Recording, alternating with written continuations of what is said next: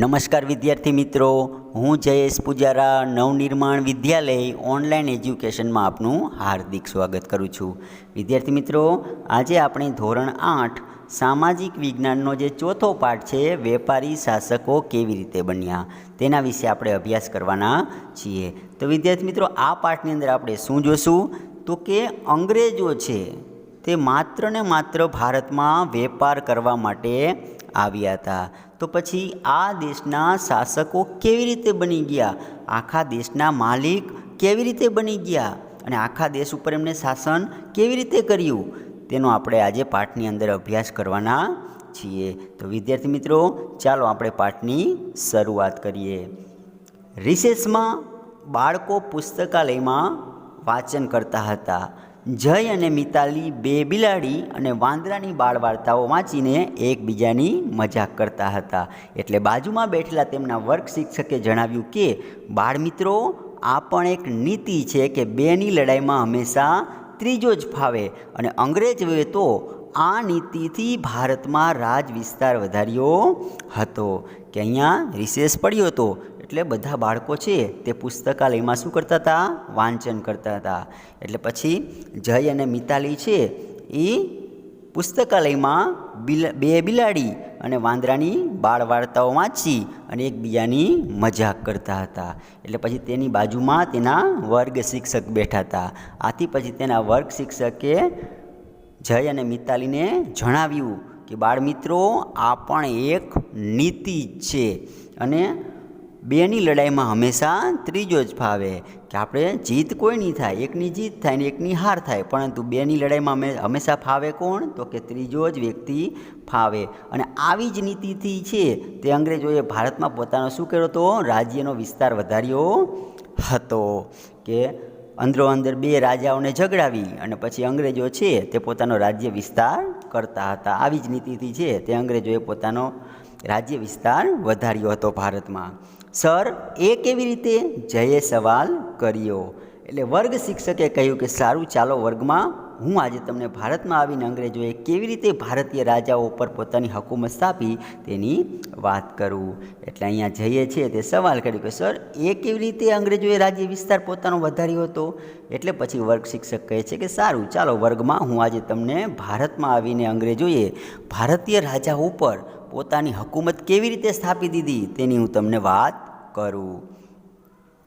18મી સદીના અંતમાં ભારતમાં રાજનૈતિક ક્ષિતિજ ઉપર અંગ્રેજો એક નવી રાજશક્તિ તરીકે ઉભરવા લાગ્યા હતા. કે 18મી સદીના અંત ભાગમાં ભારતમાં રાજનૈતિક ક્ષિતિજ ઉપર અંગ્રેજો એક નવી જ રાજશક્તિ તરીકે ઉભરવા લાગ્યા હતા. શું તમે જાણો છો કે અંગ્રેજો ભારતમાં માત્ર વેપાર કરવા આવ્યા હતા અને શરૂઆતમાં અંગ્રેજોને ભારતીય પ્રદેશોમાં વેપાર કરવાની સત્તા મેળવવાની હતી. તો પછી તેઓ આખા ભારતના શાસક કેવી રીતે બની ગયા. કે વિદ્યાર્થી મિત્રો, અહીંયા અંગ્રેજોને તો માત્ર અહીંયા શું કરવા માટે આવ્યા હતા, વેપાર કરવા માટે આવ્યા હતા. અને શરૂઆતમાં તો એને ભારતીય પ્રદેશોમાં વેપાર કરવાની ખાલી સત્તા જ મેળવવાની હતી, પરંતુ તે આખા ભારત દેશના શાસક કેવી રીતના બની ગયા. આવી તો અનેક બાબતો અંગ્રેજ શાસન સાથે જોડાયેલી છે અને મૂળ તો તેમનો વેપાર વધારવો હતો. આથી સરળતા માટે રાજકીય વગ વધારવા તેમણે અંગ્રેજ રાજનીતિ અપનાવી અને મૂળ એમણે શું કર્યું હતું, ભારત દેશમાં પોતાનો વેપાર વધારવો હતો. આથી વેપારની સરળતા માટે એમણે રાજકીય વગ વધારતા એટલે પોતાના રાજ્યનો શું કર્યો, વિસ્તાર વધારી દીધો. વેપારની સરળતા માટે છે પોતે રાજ્યનો વિસ્તાર છે તે વધારવાની નીતિ તેમને અપનાવી. હવે જોઈએ આપણે વેલેસ્લીની વિસ્તાર યોજના. કે વેલેસ્લી છે એ આપણે અંગ્રેજોનો જે વિસ્તાર છે, રાજ્ય વિસ્તાર છે, એ વધારવા માટે યોજના ઘડે છે. તે યોજના આપણે જોઈએ. વેલેસ્લી ગવર્નર જનરલ બનીને ભારત આવ્યો ત્યારે ઇંગ્લેન્ડ અને ફ્રાન્સ વચ્ચે તીવ્ર હરીફાઈ ચાલતી હતી. કે વિદ્યાર્થી મિત્રો, અહીંયા વેલેસ્લી છે તે ગવર્નર જનરલ બનીને જ્યારે ભારત દેશમાં આવ્યો ત્યારે ઇંગ્લેન્ડ અને ફ્રાન્સ વચ્ચે શું ચાલતી હતી, તીવ્ર હરીફાઈ. કે બંને વચ્ચે વેપારની હરીફાઈ ચાલતી હતી. એકબીજાથી સસ્તો માલ છે તે આપતા હતા. કે આપણે ઉદાહરણ લઈ કે માની લો કે કોઈ આપણે વસ્તુ છે કે અંગ્રેજો છે તે 50 રૂપિયામાં આપે તો અહીંયા ફ્રાન્સ છે એ 45 રૂપિયામાં આપે. આવી છે બંને વચ્ચે શું ચાલતી હતી? હરીફાઈ ચાલતી હતી એકબીજા વચ્ચે વેપારની બાબતમાં. ભારતમાં ફ્રેન્ચો તાકાતવર ન બને તે માટે ભારતના દેશી રાજ્યોમાં અંગ્રેજ સત્તાનો પગ પેસારો કરવા વેલેસ્લીએ એક યોજના બનાવી અને જેને સહાયકારી યોજના કહેવામાં આવે છે. હવે ઇંગ્લેન્ડ ફ્રાન્સ વચ્ચે તો તીવ્ર હરીફાઈ ચાલતી હતી, એટલે અહીંયા એ ફ્રેન્ચો છે તાકાતવર ન બની જાય એટલા માટે અહીંયા અંગ્રેજોએ છે તે ભારતમાં પોતાનો પગ પેસારો કરવા માટે એક યોજના ઘડી કાઢી. કઈ યોજના? તો એ યોજનાનું નામ છે સહાયકારી યોજના. અને આ યોજના સ્વીકારનાર દેશી રાજ્યોને પોતાના રાજ્યમાં અંગ્રેજ લશ્કર રાખવું પડતું. કે હવે અહીંયા જે વેલેસ્લીની જે સહાયકારી યોજના છે એ કોઈ પણ રાજ્ય સ્વીકારે તો એને શું કરવું પડતી? એની અમુક શરત હતી. તો પહેલી શરત એ હતી કે આપણે જે રાજા છે, જે રાજ્ય છે એ સહાયકારી યોજના સ્વીકારે તો તેને પોતાના રાજ્યમાં અંગ્રેજ લશ્કર ફરજિયાત રાખવું પડતું અને સૈન્યનો ખર્ચ જે તે દેશી રાજ્યે ઉપાડવો પડતો. અને જે સૈન્ય રાખે એનો ખર્ચ કોને ચૂકવવાનો? તો કે જે રાજ્યે સહાયકારી યોજના સ્વીકારી હોય તેને ખર્ચ ચૂકવવો પડતો. અને જે ખર્ચ થાય એ બધો જ છે એ રાજાને ચૂકવવો પડતો. અંગ્રેજો છે એ પગાર આપતા એમને નહોતા, બધો જ ખર્ચ છે તે રાજાને ઉપાડવો પડતો.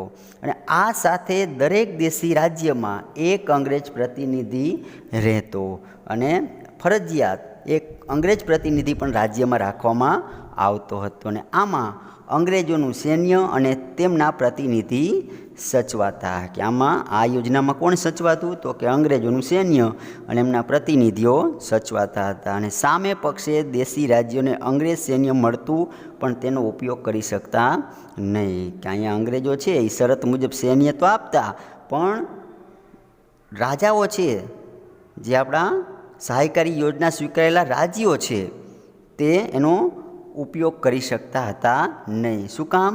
કારણ કે અહીંયા લશ્કર કોનું હતું? અંગ્રેજોનું હતું. એટલે માને કોનું? તો કે અંગ્રેજોનું માને. એટલે અહીંયા છે તે આપણે સૈન્ય તો મળતું પણ તેનો તે ઉપયોગ કરી શકતા ન હતા.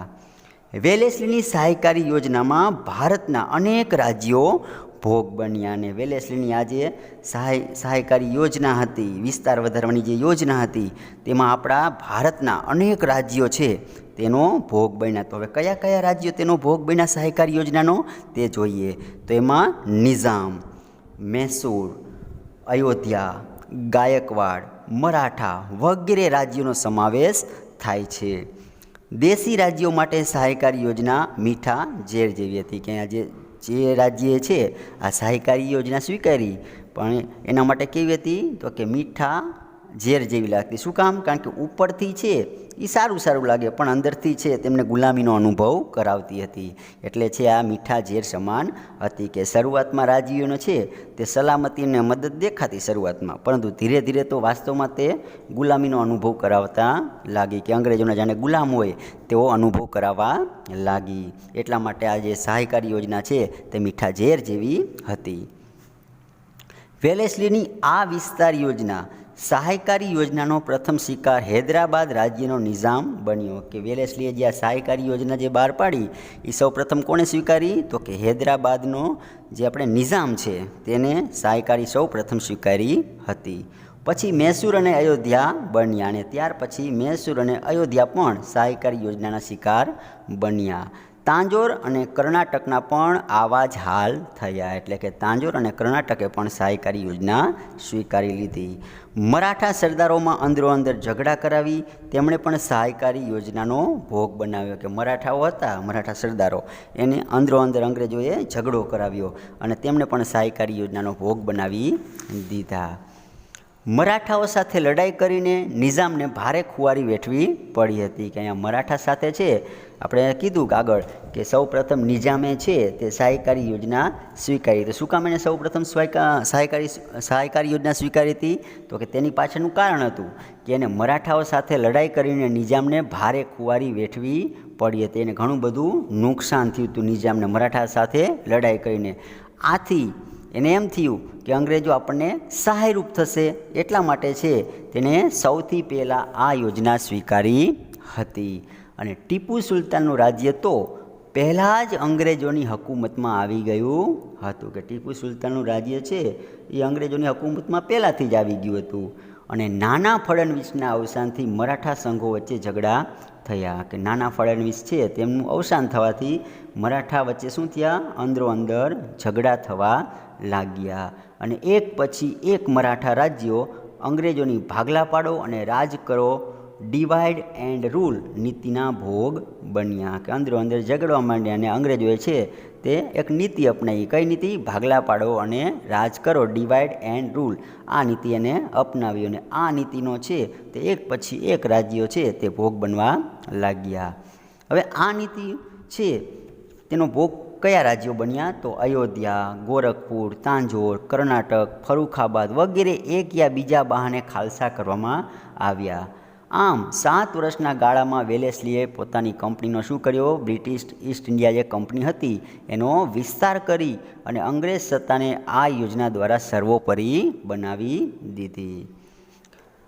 બ્રિટિશરો સમગ્ર ભારતમાં ફેલાયા. હવે જે અંગ્રેજો છે તે આખા ભારતમાં ફેલાઈ ગયા. એટલે બ્રિટિશરો હવે આખા ભારતમાં ફેલાઈ ગયા. વેલેસ્લીની વિસ્તાર યોજનાનો ભોગ મૈસૂર બન્યું. નિઝામ અને મરાઠા સરદારો બન્યા. પછી અંગ્રેજો ઉત્તર ભારતમાં આગળ વધ્યા, કે જે વેલેસ્લીએ જે સહાયકારી યોજના જે અપનાવી હતી તેનો ભોગ મૈસૂર, નિઝામ અને મરાઠા સરદારો બન્યા. અને ત્યાર પછી અંગ્રેજોએ છે તે કઈ દિશામાં આગળ વધ્યા? તો કે ઉત્તર દિશા તરફ તેઓ હવે પોતાનો રાજ્ય વિસ્તાર વધારવા માટે આગળ વધ્યા. અને નેપાળમાં ભય જણાતા તેમની સાથે મિત્રતા બાંધી, કે અંગ્રેજો છે તે આવું જ કરતા, જ્યાં જ્યાં એમને ભય દેખાય તેમની સાથે શું બાંધે? એ મિત્રતા બાંધે. એટલે નેપાળમાં એમને ભય જણાતો એટલે ત્યાં એમને શું કર્યું? તો કે તેમની સાથે એમને મિત્રતા બાંધી. અને ત્યાર પછી અંગ્રેજોએ સરહદ ઉપર સંગ્રામ ખેલ્યા. અને ત્યાર પછી છે તે અંગ્રેજોએ સરહદ ઉપર છે તે સંગ્રામ ખેલ્યા, એટલે કે યુદ્ધ કર્યા. શીખ મહારાજા રણજીતસિંહ સાથે મિત્રતા બાંધી અને અફઘાન વિગ્રહમાં જીત મેળવી, કે શીખ મહારાજા રણજીતસિંહ છે તેમની સાથે અંગ્રેજોએ મિત્રતા બાંધી, તેમને મિત્ર બનાવી લીધા અને તેમને સાથે રાખી અને પછી અફઘાન વિગ્રહમાં પણ એમને જીત મેળવી અને સિંઘમાં પણ સત્તા સ્થાપી દીધી. શીખોની વધતી જતી તાકાત જોઈને અંગ્રેજોએ શીખ સામ્રાજ્ય હડપવાની કોશિશ કરી, કે અહીંયા શીખોની વધતી જતી તાકાત જોઈને અંગ્રેજોએ હવે શીખ સામ્રાજ્ય છે એ પણ હડપવાની કોશિશ કરી, લઈ લેવાની કોશિશ કરી. પણ ત્યાં આપણે સત્તા કોની હતી? તો કે રણજીતસિંહની હતી. પણ જ્યાં સુધી પંજાબમાં રણજીતસિંહનું રાજ્ય હતું ત્યાં સુધી તેમાં સફળતા મળે તેમ ન હતું, કે અહીંયા આપણે શીખોની વધતી જતી તાકાત હતી એટલે અંગ્રેજોએ છે શીખ સામ્રાજ્ય પડાવી લેવાની પણ કોશિશ કરી. પણ ત્યાં રાજ્ય કોનું હતું? રણજીતસિંહનું હતું. એટલે ત્યાં જ્યાં સુધી રણજીતસિંહ હતા ત્યાં સુધી એમને અંગ્રેજોને સફળતા મળે એમ હતું નહીં. શું કામ? કારણ કે આપણે રણજીતસિંહ છે તે એ સમયમાં શક્તિશાળી શાસક હતા. એટલે અંગ્રેજો છે તેમને રણજીતસિંહ હોય ત્યાં સુધી એમને સફળતા મળે એમ નહોતું. એટલે પછી શું કર્યું તેમને? તો કે આથી મહારાજા રણજીતસિંહ સાથે દોસ્તી રાખી, કે એમને એમાં સફળતા નહોતી મળી એવી. એટલે પછી મહારાજા રણજીતસિંહ સાથે એમને શું રાખી? દોસ્તી રાખી. અને રણજીતસિંહે એ સમયમાં શક્તિશાળી શાસક હતા. રણજીતસિંહ છે તે એ સમયના શક્તિશાળી શાસક હતા.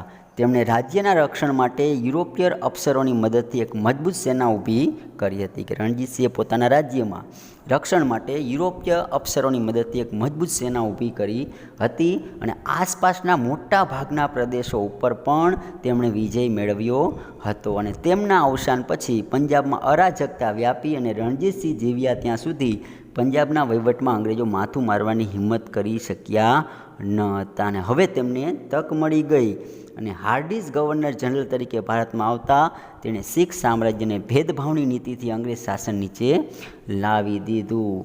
કે અહીંયા છે તે આપણે રણજીતસિંહનું અવસાન થયું અને ત્યાર પછી છે તે અંગ્રેજો છે તે પંજાબના વહીવટમાં માથું મારવા લાગ્યા. અને હવે તો એમને તક મળી ગઈ એટલે પછી ભારતમાં હાર્ડિસ ગવર્નર જનરલ બનીને આવ્યો. તેણે શીખ સામ્રાજ્યને ભેદભાવની નીતિથી અંગ્રેજ શાસન નીચે લાવી દીધી, એકબીજા વચ્ચે ભેદભાવ કરાવી અને સીધા જ અંગ્રેજ શાસન નીચે લાવી દીધા. હવે વિદ્યાર્થી મિત્રો જોયું, હવે આપણે જોઈએ ડેલહાઉસીની ખાલસા નીતિ. એટલે કે અહીંયા જે ડેલહાઉસી છે એ રાજ્યનો વિસ્તાર વધારવા માટે એક નીતિ અપનાવે છે અને એ નીતિનું નામ છે ખાલસા નીતિ.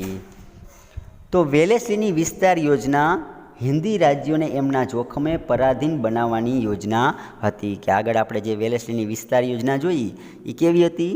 તો કે હિન્દી રાજ્યોને તેમના જોખમે છે પરાધીન બનાવનારી યોજના હતી. એ સ્વીકારનારા રાજ્યો અંગ્રેજોના મિત્રો ગણાતા. કે વેલેસ્લીની જે સહાયકારી યોજના સ્વીકારે એ રાજ્યો અંગ્રેજોના શું ગણાતા? મિત્રો ગણાતા. અને આ રાજ્યોને બહાર કે અંદરનો ભય ન જણાતા બિનજવાબદાર બન્યા. કે અહીંયા આપણે અંગ્રેજોએ જે સહાયકારી યોજના બહાર પાડી હતી એ સ્વીકારનાર રાજ્યો છે એમને હવે એવું થયું કે અંદરથી બહાર અને ભય એમને જણાનો નહીં અને તેઓ બિનજવાબદાર બન્યા અને તેમનો વહીવટ કથળ્યો. કે તેમનો વહીવટ પણ બગડતો ગયો. અને રાજાઓના આવા વલણને કારણે રાજ્ય વ્યવસ્થામાં ગેરવ્યવસ્થા ફેલાણી. અને રાજાઓ છે તેને અંદર અને બહારનો એમને ભય ન જણાતો એમને એમ થયું કે અંગ્રેજોનું લશ્કર છે એ બધું સંભાળી લેશે, એટલે અંગ્રેજો છે એ બધું સંભાળી લેશે એવું એમને લાગ્યું. એટલે હવે શું, તેઓ તો છે બિનજવાબદાર બની ગયા, જવાબદારીમાંથી છૂટા થઈ ગયા.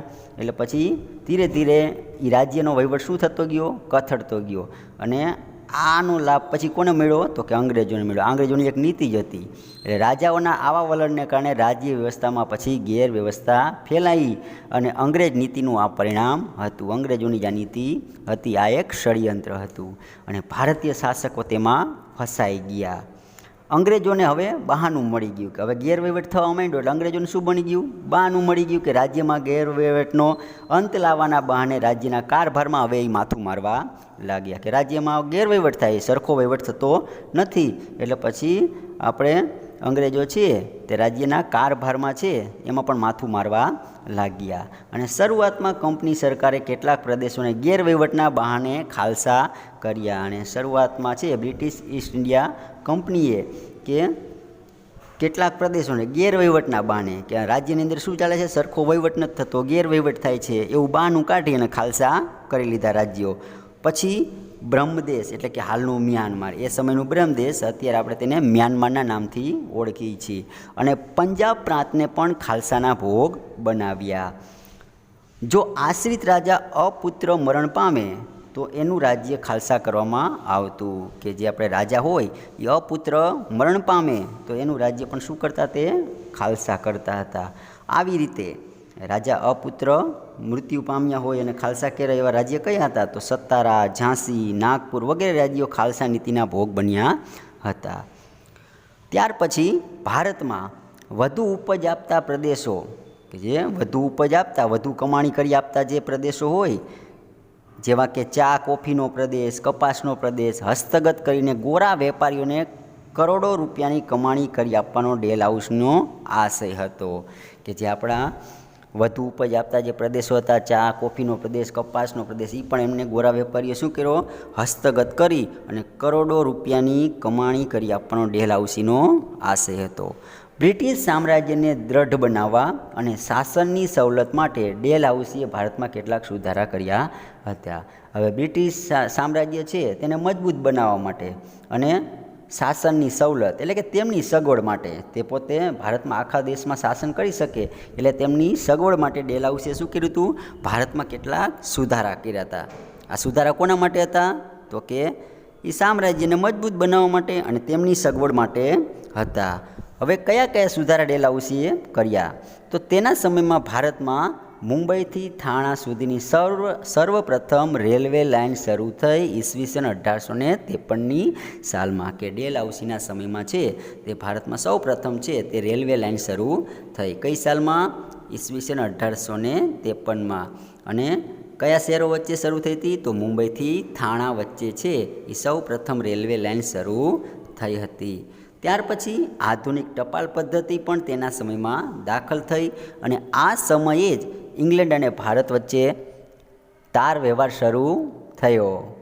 ડેલહાઉસીએ બાળ લગ્ન પ્રતિબંધક ધારો તથા વિધવા પુનઃવિવાહ ધારો પસાર કર્યો હતો. કે અહીંયા આપણે ડેલહાઉસીએ બાળ લગ્ન પ્રતિબંધક ધારો એટલે કે જે બાળ લગ્ન થતા હતા એ શું કરાયા? તેને પ્રતિબંધ કરાયા, બંધ કરાયા. વિધવા પુનઃવિવાહ ધારો તેને પસાર કર્યો. અને તેના સમયમાં જ ભારતમાં અંગ્રેજી શિક્ષણનો ફેલાવો થયો હતો અને ઈસવીસન 1857માં ભારતમાં પ્રથમ 3 યુનિવર્સિટીઓની રચના થઈ. મુંબઈ, ચેન્નાઈ અને કોલકાતા ખાતે છે ત્યાં યુનિવર્સિટીઓ છે તે શરૂ કરવામાં આવી હતી. અને આમ આ સુધારાઓ તો મૂળ તો અંગ્રેજ શાસનના વિસ્તાર અને વહીવટની સરળતા માટે હતા, જેનો ભારતીય પ્રજાને પાછળથી ફાયદો થયો. કે આ ડેલહાઉસી જે સુધારા કર્યા બધા, હવે એ તો શેના માટે કર્યા હતા? તો કે એ શાસનના વિસ્તાર માટે કર્યા હતા, પોતાનું શાસનનો વિસ્તાર થાય એટલા માટે કર્યા હતા. પણ આ બધું છે તેનો પાછળથી કોને લાભ થયો? તો કે ભારતીય પ્રજાને છે એનો લાભ થયો. પરંતુ આ માટે પ્રજાએ ઘણું બધું ભોગવવું પડ્યું હતું. પરંતુ આ લાભ થયો, પણ એ માટે ભારતની જે પ્રજા છે એને ઘણું બધું ચૂકવવું પડ્યું હતું. હવે જોઈએ આપણે ભારેલો અગ્નિ, પ્રજાનો અસંતોષ. કે હવે પ્રજા છે એને અંગ્રેજો સામે જે અસંતોષ ઊભો થાય છે તે આપણે જોઈએ. તો સહાયકારી યોજના પછી ડેલહાઉસીના ખાલસાવાદે આખા દેશમાં ખળભળાટ મચાવી દીધો હતો. કે જે સહાયકારી યોજના પછી ડેલહાઉસીએ કઈ નીતિ અપનાવી હતી? ખાલસા નીતિ. એટલે ખાલસા વાદે છે તે આખા દેશમાં ખળભળાટ મચાવી દીધો, લોકોમાં અસંતોષ ફેલાવી દીધો અને પ્રજાનો અંગ્રેજ શાસન સામેનો અસંતોષ બહાર આવવા લાગ્યો. કે પ્રજાનો છે તે અંગ્રેજ શાસન સામે અસંતોષ છે તે બહાર આવવા લાગ્યો. તમે ક્રાંતિ અને મંગલ પાંડે ફિલ્મ જોઈ હશે, ના જોઈ હોય તો મેળવીને જોશો. કે તમે ક્રાંતિ અથવા તો મંગલ પાંડે ફિલ્મ જોઈ હશે અને ન જોઈ હોય તો મેળવીને જોઈ લેજો. કારણ કે એમાં છે તે આપણે પ્રજાનો જે અસંતોષ હોય છે તે ફિલ્મમાં દેખાડે છે. આ સમયે લોકો ઉપર અંગ્રેજોની દમન નીતિનો કોરડો વીંજાતો હતો. કે આ સમયે લોકો ઉપર અંગ્રેજોની દમન નીતિ છે એનો કોરડો વીંજાવા લાગ્યો. કે અહીંયા ભારતના લોકો છે એ કોઈ પણ કાર્ય કરે તો એને દબાવી દેવાનું છે તે અંગ્રેજો વિચારે, તેને દમન નીતિ કહેવાય. તેમાં ડેલહાઉસીએ કરેલા સુધારાઓને લીધે બળતામાં ઘી હોમાણું. એમાં ડેલહાઉસીએ કરેલા સુધારા, એને જે સુધારા કર્યા ડેલહાઉસી, આગળ આપણે જોઈ ગયા સુધારા, તો ડેલહાઉસીએ જે સુધારા કર્યા એમાં શું હોમાણું? બળતામાં ઘી હોમાણું. એક તો લોકોમાં છે તે અસંતોષ હતો જ, અને વળી પાછું ડેલહાઉસીએ સુધારા કર્યા એટલે લોકોમાં અસંતોષ છે તે વધુ થયો, એટલે બળતામાં ઘી હોમાણું. રેલવે અને તાર ટપાલની સુવિધા, ઉચ્ચ શિક્ષણની વ્યવસ્થા ઘણા લોકોને ખૂંચવા લાગી. કે ડેલહાઉસી જે રેલવે તાર ટપાલની સુવિધા કરી હતી, ઉચ્ચ શિક્ષણની વ્યવસ્થા કરી હતી, લોકોને હવે ખૂંચવા લાગી. અને જૂની વિચારધારાને માનતા લોકોને લાગ્યું કે અંગ્રેજો આપણી સંસ્કૃતિનો નાશ કરવા માંગે છે. કે જે જૂની વિચારધારા ધરાવતા લોકો હતા એને આ ડેલહાઉસીએ સુધારા કર્યા, એનાથી એમને એવું લાગ્યું કે અંગ્રેજો છે તે આપણી સંસ્કૃતિનો શું કરવા માંગે છે? નાશ કરવા માંગે છે. અને અંગ્રેજોએ કરેલા સુધારા આમ તો તેમના વહીવટની સુગમતા માટે કર્યા હતા અને ભારતીય પ્રજાને તેનાથી લાભ થયો હતો, પણ તે માટે તેને ઘણી કિંમત ચૂકવવી પડી હતી. કે અંગ્રેજોએ કરેલા જે સુધારા હતા આમ તો તેમની વહીવટી સરળતા માટે હતા, વહીવટી સુગમતા માટે કર્યા હતા, પરંતુ ભારતીય પ્રજાને એનાથી શું થયો? પાછળથી લાભ થયો. પરંતુ લાભ તો થયો, પણ તેના માટે ભારતીય પ્રજાને છે તે ઘણી કિંમત ચૂકવવી પડી હતી. અને લોકોમાં હવે અસંતોષની આગ હવે અગન જ્વાળાઓ ભડકવાનું સ્વરૂપ ધારણ કરવા લાગી હતી. અને આ અસંતોષ એટલે 1857નો સ્વાતંત્ર્ય સંગ્રામ. કે લોકોમાં છે હવે અસંતોષની આગ શું થઈ હતી? અગન જ્વાળાઓ ભડકવાનું સ્વરૂપ ધારણ કર્યું. એટલે ખૂબ ને ખૂબ અસંતોષ છે તે વધતો ગયો લોકોમાં. અને પછી આ અસંતોષ એટલે કે આ લોકોનો અસંતોષ એટલે 1857નો સ્વાતંત્ર્ય સંગ્રામ. અને આ લોકોના આ અસંતોષને કારણે જ 1857નો સ્વાતંત્ર્ય સંગ્રામ થયો. કે લોકોનો અસંતોષ વધ્યો, જેને કારણે જ 1857નો સ્વાતંત્ર્ય સંગ્રામ થયો. તો વિદ્યાર્થી મિત્રો, આ સાથે સાથે જ આપણે અહીંયા પાઠ પૂર્ણ થાય છે. આશા રાખું કે આ પાઠ છે તે આપને જરૂર પસંદ આવ્યો હશે.